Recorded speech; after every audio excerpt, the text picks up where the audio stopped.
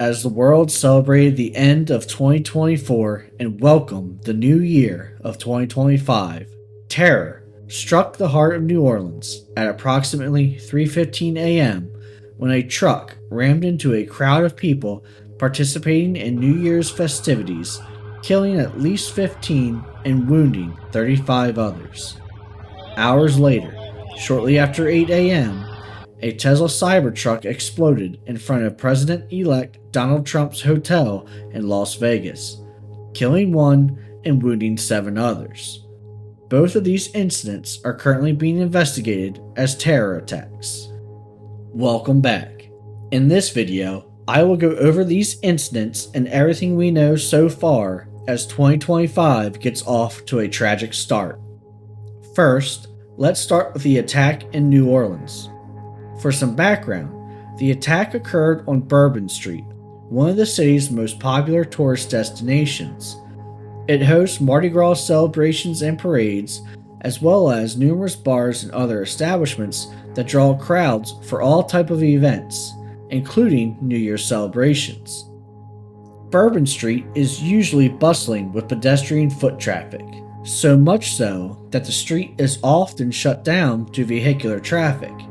For years, this was essentially done via police cars and light movable barriers that would block traffic from turning onto Bourbon Street.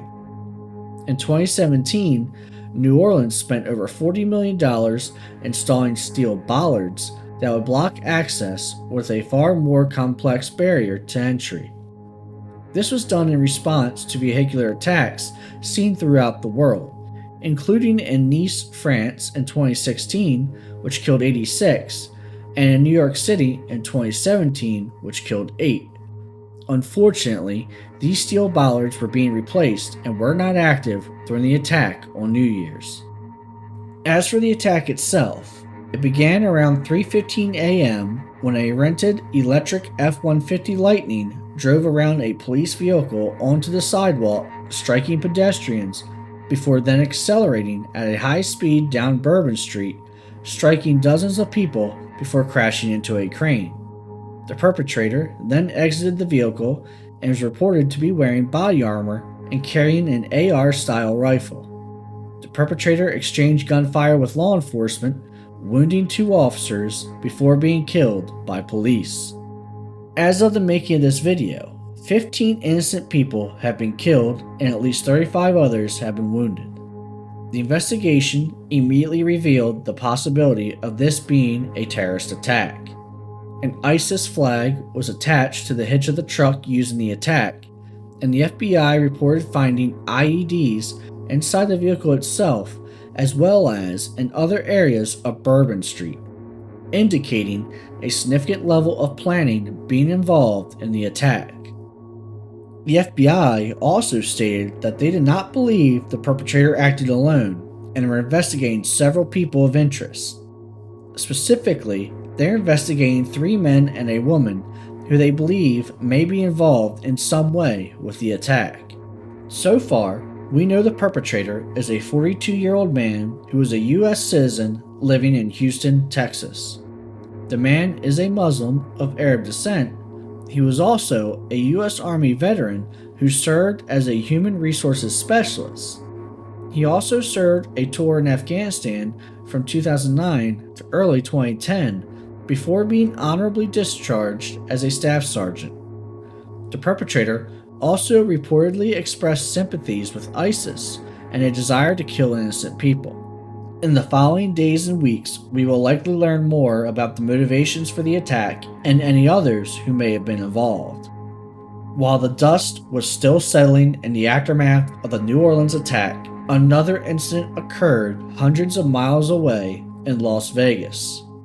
Around 8:40 a.m., over 3 hours after the New Orleans attack, a Tesla Cybertruck stopped in front of the Trump International Hotel before exploding several seconds later. The driver of the vehicle was killed and 7 others suffered minor injuries. The incident is also being investigated as a potential terrorist attack. The Cybertruck was filled with fireworks, gasoline, lighter fluid, and other explosives.